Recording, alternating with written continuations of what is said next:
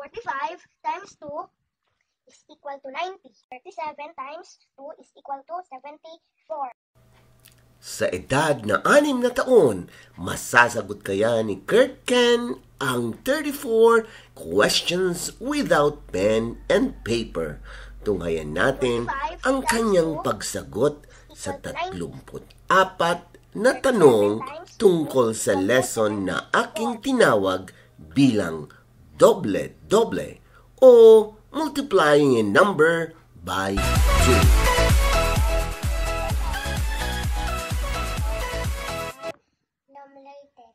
Doble level 3.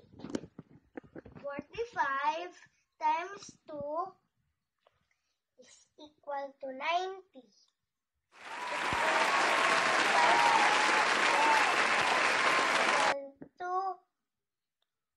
132. 45 times 2 is equal to 90.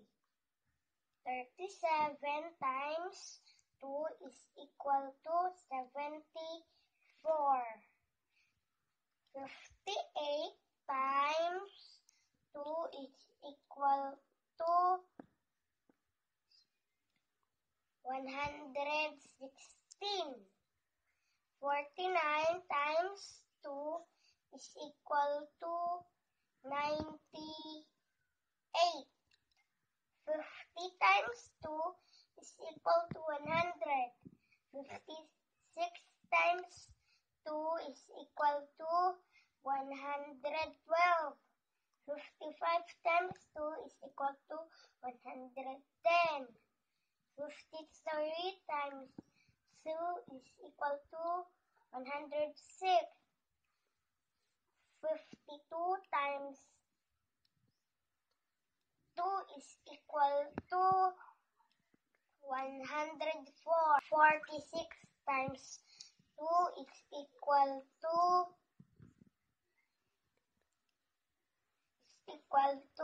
92. 39 times 2 is equal to 78. 60 times 2 is equal to 120. 55 times 2 is equal to 55 times 2 is equal to 110. 57 times 2 is equal to 114. 62 times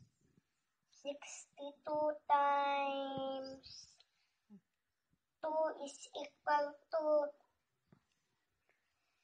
124.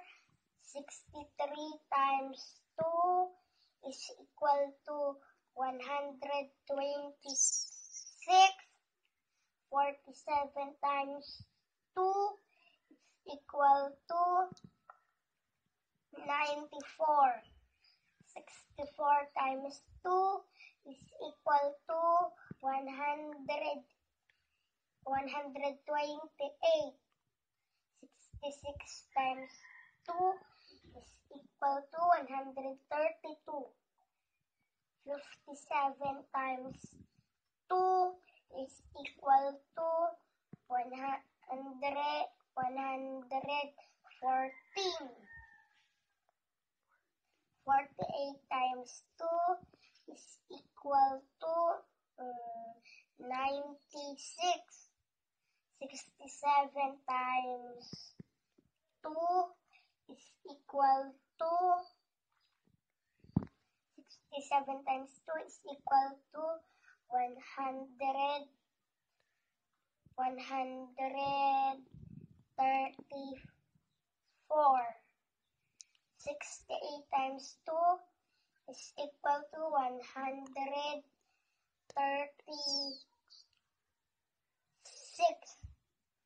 48 times 2 is equal to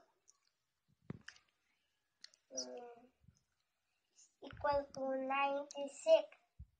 69 times 2 is equal to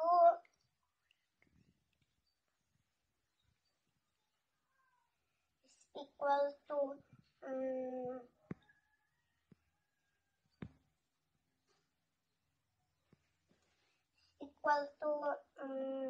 138. 70 times 2 is equal to 140.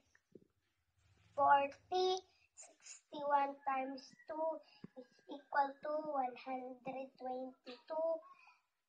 62 times 2 is equal to 124.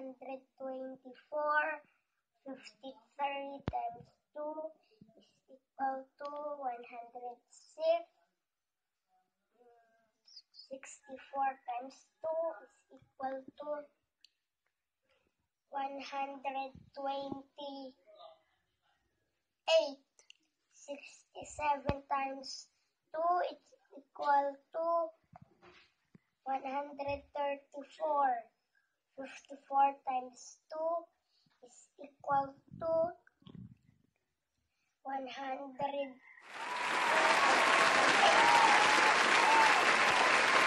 When you are multiplying a number by 2, always remember your neighbor. For example, 4 has a neighbor of 5. If your neighbor is 5 and above, you must carry over 1. This is how you are going to do if you are not yet familiar with multiplication. We will use repeated addition. 4 plus 4 is equal to 8 plus the carryover 1. 9 will be the result. And now, let's add the ones digit. 5 plus 5 is equal to 10. Just get the last digit 0. 45 times 2 is equal to 90. How about this number? Digit 5 has a neighbor of less than 5. 5 plus 5 is equal to 10. And 4 plus 4 is equal to 8. And the final answer is 108. Congratulations, Kert Ken!